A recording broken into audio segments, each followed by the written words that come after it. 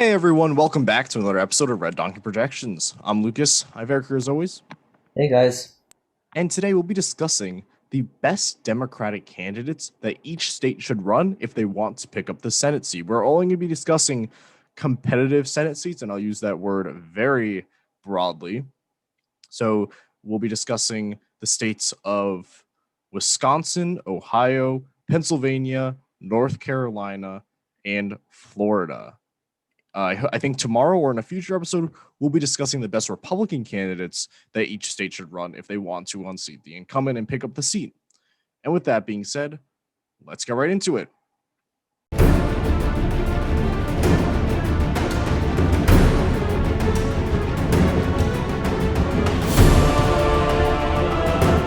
All right, so the first state that we chose was Wisconsin, and the best candidate that we believe to run here is Ron Kind. He is a representative from Wisconsin's 3rd District. This was a very tough choice. We were debating between either Ron Kind or Mandela Barnes, who's the current lieutenant governor. We were thinking Mandela Barnes because he ran on the statewide level before and he's won before. We ultimately chose Ron Kind because of his strengths with rural areas. He represents I believe, a pretty rural place in Wisconsin. He is also very moderate, so that could end up attracting a lot of voters who might have voted for Trump on the presidential level, but voted for him on the congressional level. For example, in the 2020 election, we saw him run ahead a decent number of points, I believe, ahead of President Trump. President Trump won his district, but he still won the election regardless. So if he does go up against Ron Johnson or whoever the Republican might be, he'll probably be able to also attract a lot of that support. As you can see here, 56.85% rural, and this is a pretty big district too. So perhaps that could be showing that if he runs statewide, he'll be able to do well in other rural areas, especially because of his picking up of Republican voters. And I'll hand it over to Eric now to just discuss who our chosen candidate is for, I believe, North Carolina. Oh, no, sorry, Pennsylvania.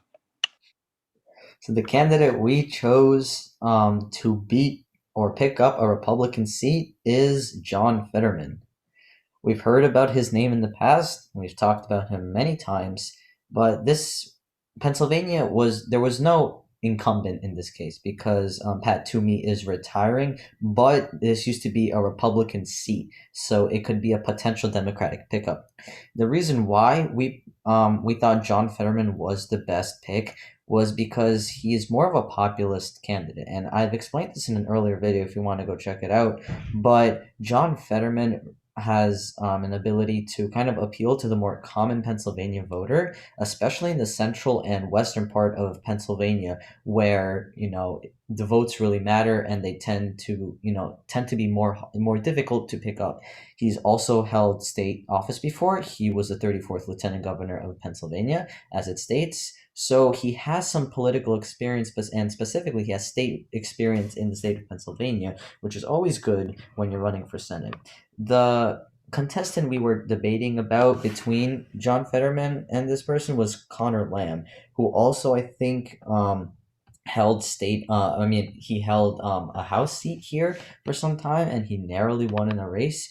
But he's a bit and even though he's a moderate candidate, we do think that just John Fetterman has more of an ability to appeal to the Pennsylvania voter. That is correct. I think the problem with Connor Lamb is he hasn't really held state office before. He has some name recognition, but is not as much as John Fetterman.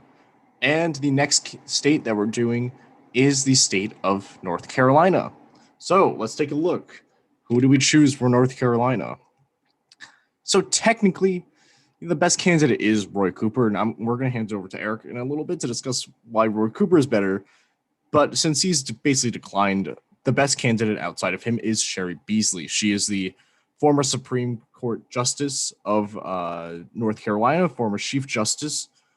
The reason why we chose her is because she's run on the statewide level before. She, has to run for her Supreme Court seat in 2014 and 2008, although those were nonpartisan primaries. Although one could argue that she did narrowly lose the 2020 seat, the thing is, she ran decently ahead of Biden. She lost by literally 0.01%, I believe. No, sorry, 0.00. What is that? I can't do math. It's too late tonight. But she lost very, very narrowly. And this is a state that Biden lost by, I believe, around 1.8%. So she did run decently ahead of Joe Biden. And this could show that, then this is why a lot of Democrats have a lot of hype for her for this election, because they're thinking, first of all, it's an open seat. And maybe if Republicans run Pat McCrory, maybe she can really win. So that's why we have chosen Sherry Beasley to run for the Senate seat. But we'll hand it over to Eric now, why Roy Cooper actually is better. So Roy Cooper is the current governor of North Carolina, and he's tend to do very well on the state level in North Carolina. Let's take just this 2020 for example. As Lucas said, Joe Biden lost the state of North Carolina by a bit more than 1%, 1.5. But we see here that Roy Cooper against Dan Forest won by about 2.5%. So we see that Roy Cooper has this ability to appeal to the North Carolina voter, and the people of North Carolina really do like him. But the reason he's not running for Senate is because if he were to give up his governor seat, the lieutenant governor, who is a more conservative Republican, would be able to take over, and he would easily win if Roy Cooper would not be running for the governor's seat. And he would really not want that to happen and lose a governor's seat just like that. So if Roy Cooper were to be running for Senate, he would definitely be the best candidate because the people of North Carolina love him so much. But in this case, Sherry is the more favorable candidate because she has held statewide experience, or she does have statewide experience. And Eric, you have the next one as well. It is the state of Florida. So the candidate that we chose to battle against Marco Rubio, who is an incumbent in this race, is Val Demings. So Val Demings has been, somewhat popular in the news lately. Last year, actually, not lately. She was somewhere on the top of Joe Biden's list to be picked for a vice president. She was African American and she was a woman, but he did pick Kamala Harris because, or I assume that Val Demings just did not have that much experience. She used to be a police chief, and I think she is in the House of Representatives, but Joe Biden picked Harris instead. But she did get some name recognition. And the reason why we think Val Demings would be the best because she's somewhat progressive, and she could run with Charlie Crist, who's running for the Florida governor race. And together, they may try to pick up both moderate and progressive Democrats and try to beat out Marco Rubio. Will she win against Marco Rubio? I'm not really sure because, and most likely no, because in Florida, Marco Rubio has really made a presence, and he's very popular there because he is a Hispanic Republican, which will definitely help him pick up Hispanics in a lot of areas of Florida, as Florida is a pretty Hispanic state. So in that case, this is the best candidate to run, but she likely will not win just because of the popularity with Marco Rubio. And the final state that we have is the state of Ohio, and we have chosen Tim Ryan. So we made a video about this. I believe the last time we made a video, this was about Tim Ryan.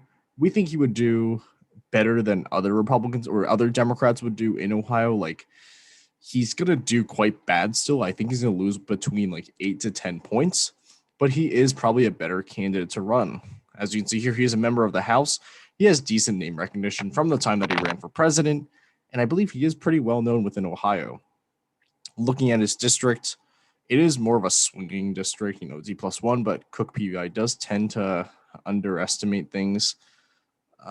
And we're going to see, how he fares. He is also running more as a moderate candidate, so perhaps that could help him in Ohio instead of running maybe Nina Turner for Senate, which I believe she's actually running for House. We'll be covering an Ohio 11 primary video soon. But we do believe that Tim Ryan is the best candidate in Ohio as well, even though he probably is going to lose. And that wraps up the video for today. Thank you all so much for watching. If you like this episode, please hit like one. If you like our content, please hit subscribe. And we'll see you in our next episode tomorrow. See ya.